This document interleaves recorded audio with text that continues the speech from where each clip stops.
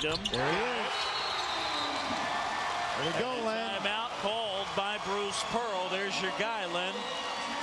I think after that shot, Bruce Pearl says, maybe I should have done this a minute and a half ago. Well, there were a few possessions down the stretch where they didn't have an outside shooter out there. But this is a nice dribble drive and drift by Bobby Mays to Cameron Tatum in a deep corner. Well, Tatum is playing with such confidence. He's just flowing.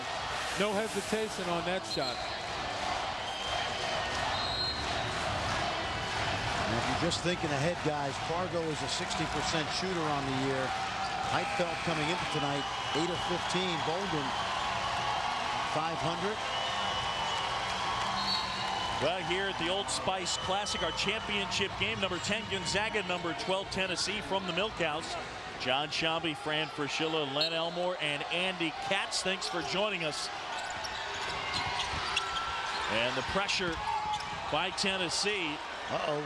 Leak out ahead. Downs. Got fouled. Got the ball. And they say got the ball. Tennessee the other way. Down by 6. If you're Matt Bolden, why do you even need to score on that? Excuse me, Micah Downs. Mays. Fight for the loose ball. Williams has it. Can't finish. Mays can't finish. Williams has it go out of bounds. Gonzaga basketball. Well, you love the competitiveness. Let's see right here. Looked like he got a little arm. Hard to tell.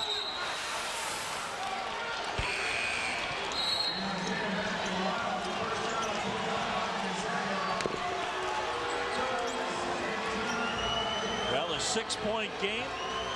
John Shambi, Fran Fraschilla, Len Elmore, and we've had ourselves a good one. You know, Tennessee 35-15 run to beat Georgetown the other day in the semifinals. You knew they had one more run in them, and they've stepped up the defense and translated into offense. Well, they have. I like Gonzaga's toughness over the first 39 minutes. Some decision-making maybe down the stretch I'm not crazy about, but I do think the Zags have battled and have put on a pretty good performance. Oh, they certainly did, and you saw in that last possession there, just being able to battle the big, strong guys for Tennessee, keep the ball alive until somebody can swat it away. Obviously, Brian Williams loses the handle, but they didn't back down.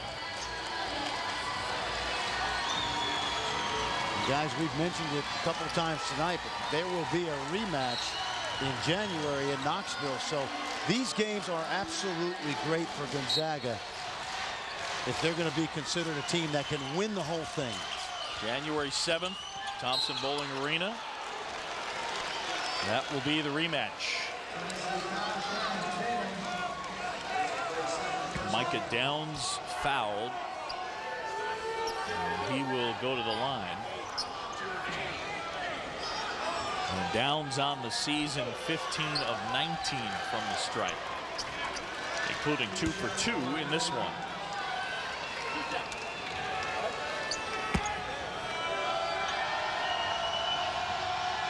Under a minute to go. Gonzaga trying to come up with the old Spice championship.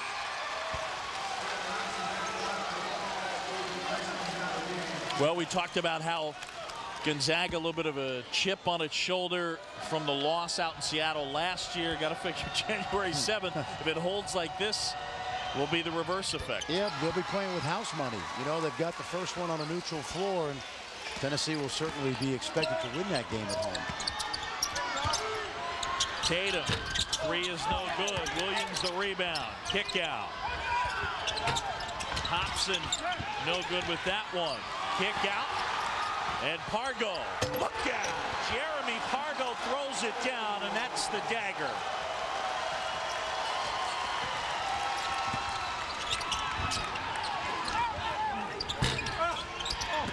Day a rebound. And he was on the baseline. It'll be Tennessee basketball. 28 seconds left. Look at the little fella get up. Yeah, on the leak out.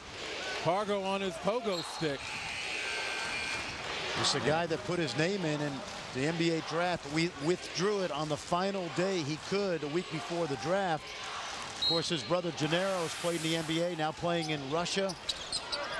NBA teams told him, just show us you can run a team. And I think he's done a good job of that tonight. And right there was the example, the exclamation point of the length and the size of Gonzaga and how it's bothered Tennessee all evening.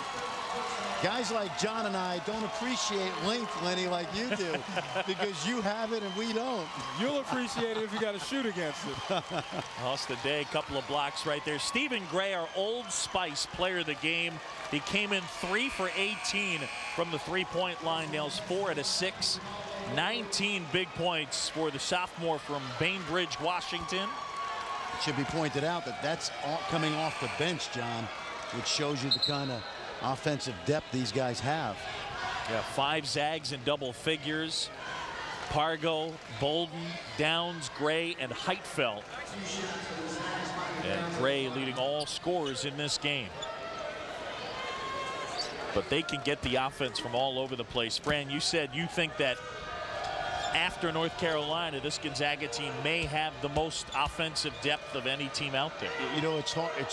There may be better teams. They may not be the second best team in the country, but I don't know about you, Lenny. I don't know how many teams have this kind of firepower in terms of offensively. Well, combine that with essentially their discipline, their ability to execute, and that's what got them the big lead. You know, they didn't come down and willy-nilly, you know, except for the last 60 seconds that you mentioned. They didn't come down here and just shoot because they were hot. They executed, they had a game plan, and they got it done. They went inside, they went out, really exploited Tennessee, utilizing their size. So you combine that firepower with execution. A lot of teams can score, but can they score in a manner that it really goes after the weakness of their opponent? It really seems noticeable. Fran mentioned that Jeremy Pargo put his name in for the draft. The GMs told him, you need to think about distributing and getting your teammates involved as a pass-first type of point guard. And that's what we've seen, that he is not a shoot-first type of guy. He's really concentrated on getting everyone involved. You know, watching him over 4 years, he believes he can play in the NBA. And that's probably half the battle. I don't know that he's a great NBA prospect, but he's tough, he's hard-nosed, and he's got a lot of confidence. But he also has to show people in the league that he can do more than just score points. And the other way, and that'll do it. Gonzaga gets revenge for the loss out in Seattle last year, 83-74.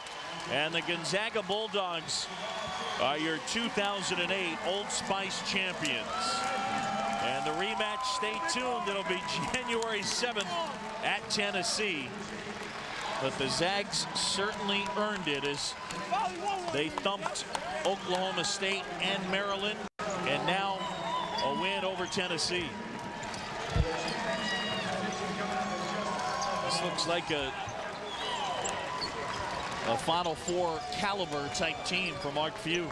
Disappointment for Bruce Pearl, who was going for career win number 400. He'll have to wait another day.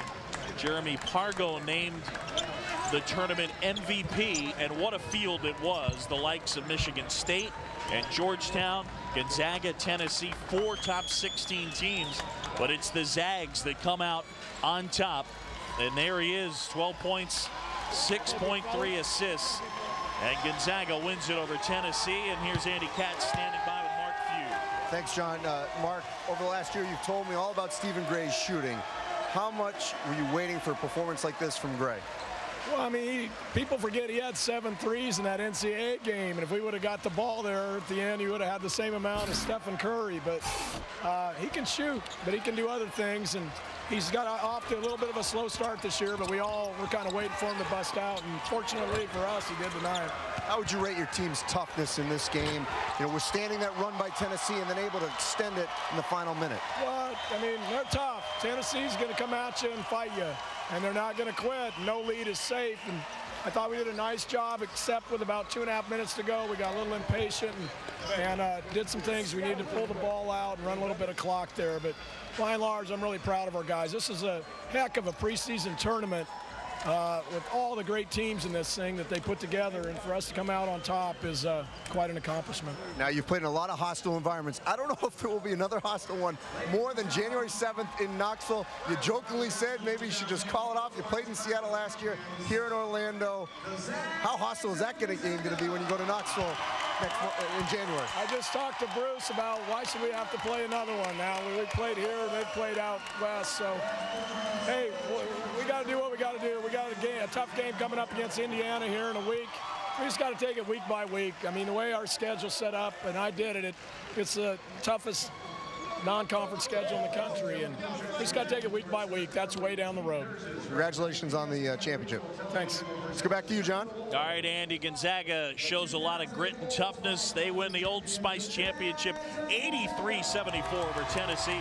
For Fran Fraschilla, Len Elmore, Andy Katz, and our entire crew, I'm John Shambi. Up next, college basketball scoreboard presented by Pizza Hut. The proceeding has been a presentation of ESPN, the worldwide leader in sports. Let's send it to Ryan Burr.